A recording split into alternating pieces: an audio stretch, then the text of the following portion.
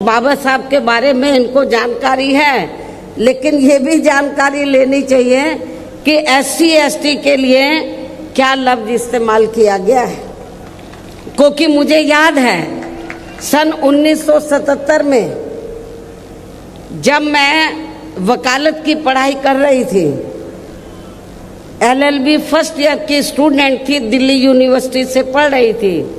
1977 में जनता पार्टी की सरकार बनी और इन्होंने वोट क्या कह के लिया था कि हम स्वर्गीय श्री बाबू जगजीवन राम जी को देश का प्रधानमंत्री बनाएंगे, जिसको कांग्रेस ने नहीं बनाया।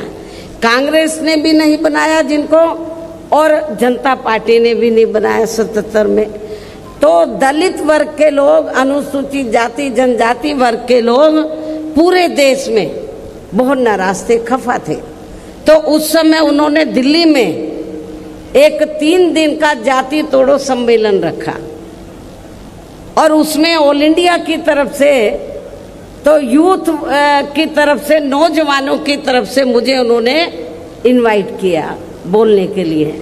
और जब मैं उस सम्मेलन में बोलने के लिए गई तो वहाँ पर जितने भी जनता पार्टी के नेता थे तो वो बार बार हरिजन हरिजन इस्तेमाल कर रहे थे।